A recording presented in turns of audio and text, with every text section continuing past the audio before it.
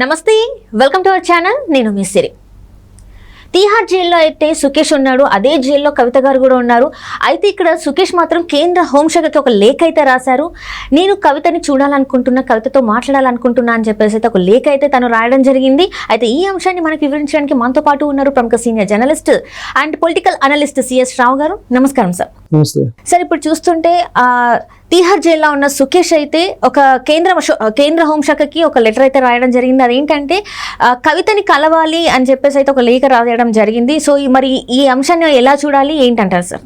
ఒకటి ఏంటంటే, అందరూ తీహార్ జైల్లో వెల్కమ్ టు తీహార్ క్లబ్ అని చెప్పి కవిత అరెస్ట్ అయిన సందర్భంగా ఆయన ఒక లెటర్ రాశారు, ఒక సందేశం కూడా పంపించారు తీహార్ జైలు నుంచి.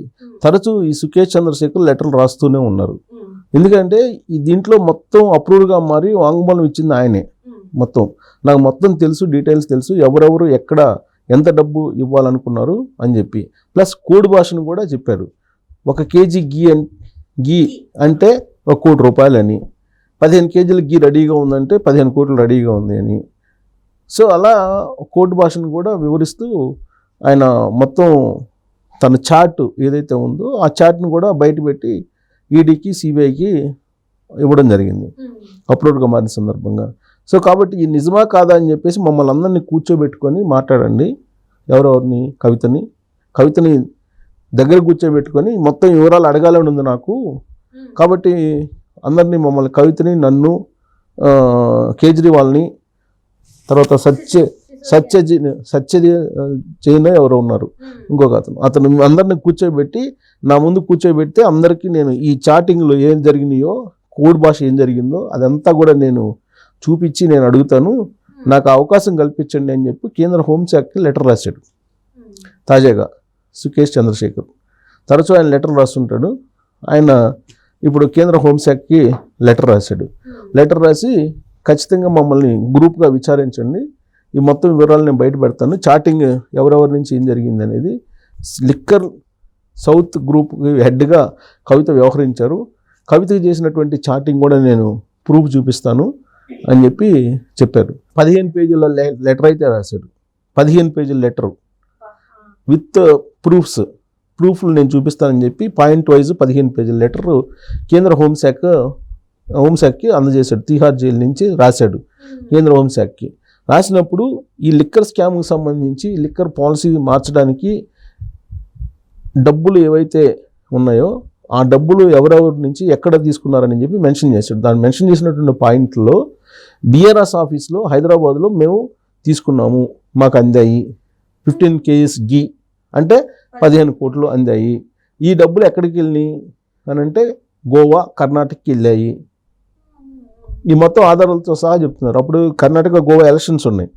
ఆ సందర్భంగా ఇక్కడ నుంచి డబ్బులు తీసుకెళ్లారు, బిఆర్ఎస్ ఆఫీస్ నుంచి కొన్ని కోట్ల రూపాయలు డబ్బులు తీసుకెళ్లారని చెప్పేసి ఆయన కేంద్ర హోంశాఖకి రాసినటువంటి 15 పేజీల లెటర్లో పొందుపరిచినటువంటి ప్రధానమైనటువంటి అంశాలు.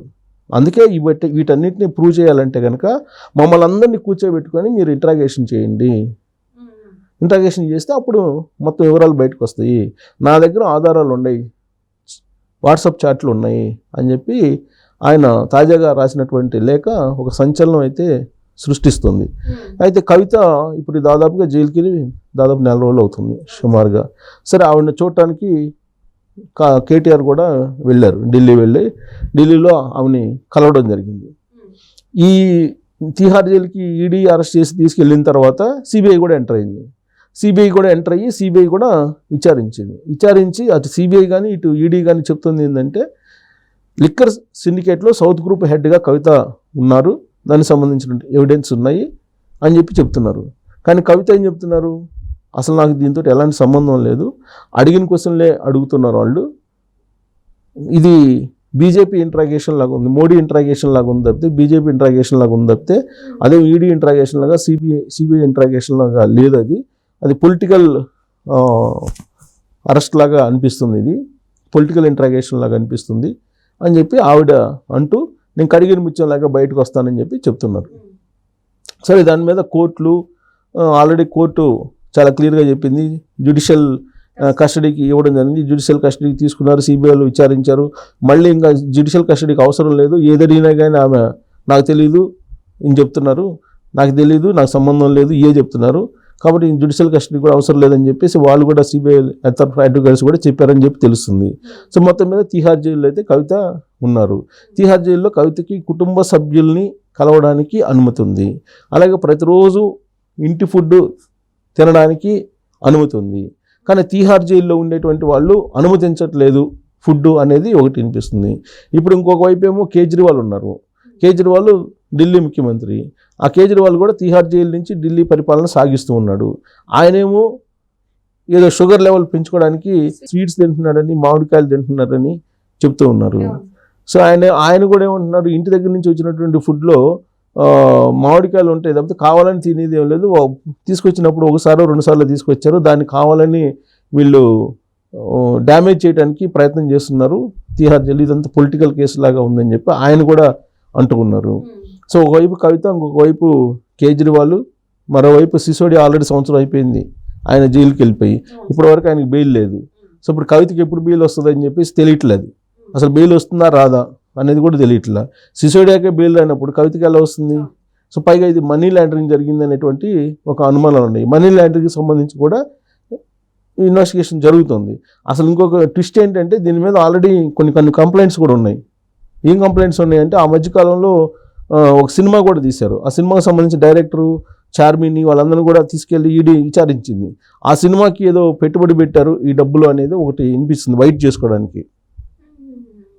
అదేదో సినిమా విజయ్ దేవరకొండ అని పాన్ ఇండియా లైగర్ సినిమాకి ఏదో పెట్టుబడులు పెట్టారు, అది కూడా విచారించడం జరిగింది. సో ఇవన్నీ మొత్తం విచారణలో ఉన్నాయి, మొత్తం కేసు అంతా విచారణలో ఉంది. ఇప్పుడేమో ఎలక్షన్లు జరుగుతున్నాయి. ఈ ఎలక్షన్ సందర్భంగా ఈ కేసుకు సంబంధించి పురోగతి ఏంటి తెలుసుకునేటువంటి ప్రయత్నం చేస్తూ ఉన్నారు. కానీ బెయిల్ మాత్రం ఇప్పుడు వచ్చేటువంటి పరిస్థితి కనిపించట్లా. నేను ఎలక్షన్కి పోయి క్యాంపెయిన్ చేయాలి, ప్రచారం చేయాలని చెప్పి కవిత రిక్వెస్ట్ చేస్తున్నారు. అయినా కానీ వాళ్ళు పర్మిషన్ అయితే ఇవ్వట్లేదు, కోర్టు పర్మిషన్ అయితే ఇవ్వట్లేదు. ఒక్కోసారి ఏమో పిల్లలకి స్కూల్స్ ఉన్నాయి, ఎగ్జామ్స్ ఉన్నాయి, అనుమతి ఇవ్వండి, మా పిల్లలు మైనర్లని ఒకసారి, లేదు లేడీస్ పరమైనటువంటి ఆరోగ్య సమస్యలు తనకున్నాయి, బాధపడుతున్నానని ఒకసారి, ఇట్లా రకరకాల ప్రయత్నాలు అయితే చేస్తున్నారు. కానీ ఇప్పటివరకు అయితే ఎలాంటి గ్రీన్ సిగ్నల్ లేదు. సో మరి కేటీఆర్ వెళ్ళి మరి ఏం చెప్పారో ఏం మాట్లాడారో తెలీదు.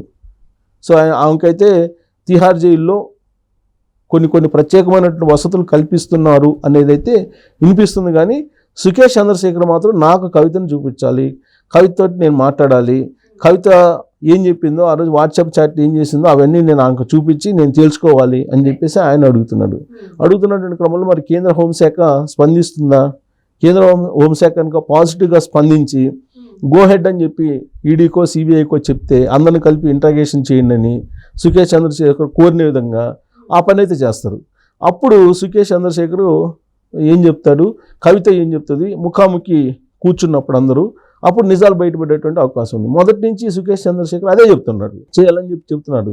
తిహార్ క్లబ్ అందరూ వస్తే వెల్కమ్ టు తిహార్ క్లబ్ అంటూ చెప్పి మనందరం కూర్చొని మాడుకున్నాం రండి అని చెప్పి చెబుతున్నారు.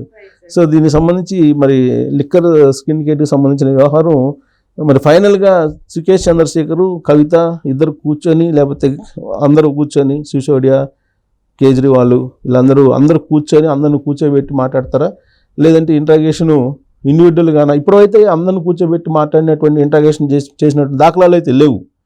బట్ ఐ వాంట్ కవిత అంటున్నాడు ఆయన, ఎవరు? సుకేష్ చంద్రశేఖర్. సో మరి సుకేష్ చంద్రశేఖర్ మరి ఏం చేస్తాడో డైరెక్ట్గా కూర్చోబెట్టి మాట్లాడితే అనేది చూడాలి.